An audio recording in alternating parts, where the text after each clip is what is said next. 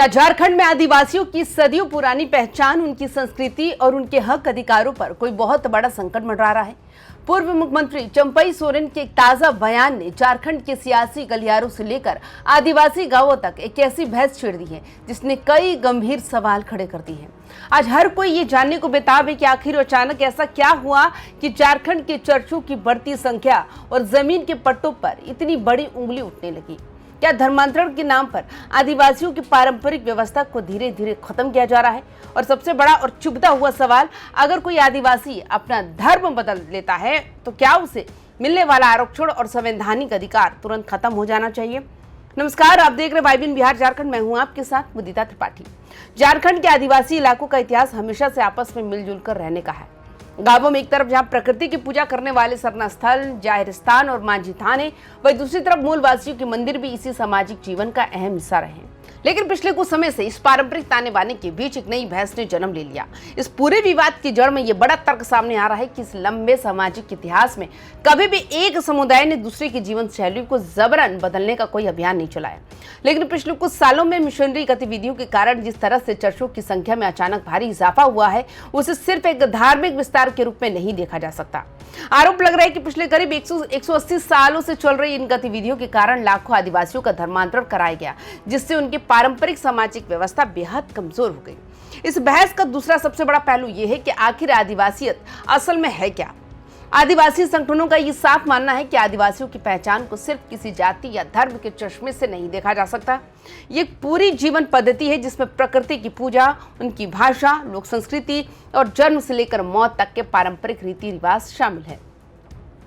लेकिन चिंता इस बात को लेकर है कि धर्म परिवर्तन के बाद जो नई पीढ़ी सामने आ रही है, उसका जुड़ाव अपने मूल सरना स्थलों, पारंपरिक त्योहारों और स्थानीय रीति रिवाजों से धीरे धीरे पूरी तरह टूटता जा रहा है।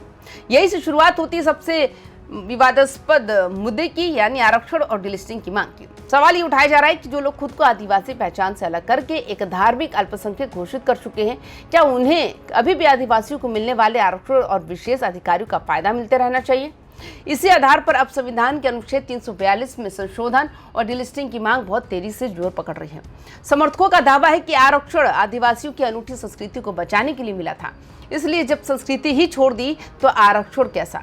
दूसरी तरफ ईसाई संगठनों का यह तर्क है कि आदिवासी पहचान किसी धर्म से नहीं बल्कि उनके खून और उनके इतिहास से तय होती है। इस पूरी लड़ाई में सिर्फ धर्म और आरक्षण का ही खेल नहीं है, बल्कि इसके पीछे जमीन का एक बहुत बड़ा कानूनी पहलू भी छिपा है। चंपई सोरेन ने सीधे तौर पर यह सवाल खड़ा कर दिया है कि झारखंड के जंगलों और आदिवासी इलाकों में जितने भी बड़े बड़े चर्च और धार्मिक संस्थान बने हैं, उन्हें वो जमीनें आखिर किस कानून के तहत ट्रांसफर की गई?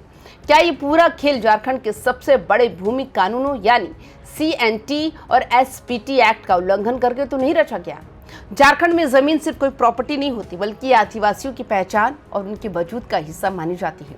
आदिवासी संगठनों का आरोप है कि अवैध तरीके से आदिवासी जमीनों पर ये बड़े बड़े निर्माण खड़े किए गए, जिसकी पूरी वैधानिक जांच होनी चाहिए। तो दोस्तों, अब आते हैं इस पूरी कहानी के सबसे जरूरी हिस्से पर कि अब आगे क्या होने वाला है। भगवान बिरसा मुंडा और सिदो कान्हू जैसे महान नायकों ने अपनी संस्कृति और पहचान को बचाने के लिए अंग्रेजों से लोहा लिया था। आज एक बार फिर झारखंड का आदिवासी समाज अपनी उस विरासत को बचाने के लिए लामबंद हो रहा है। चंपई सोरेन का ये दांव झारखंड की राजनीति में एक बहुत बड़ा टर्निंग पॉइंट साबित होने वाला है। ये विवाद अब सिर्फ एक धार्मिक बहस का नहीं रहा, बल्कि सीधे तौर पर वोट बैंक, संसाधनों और अधिकारों की जंग बन चुका है।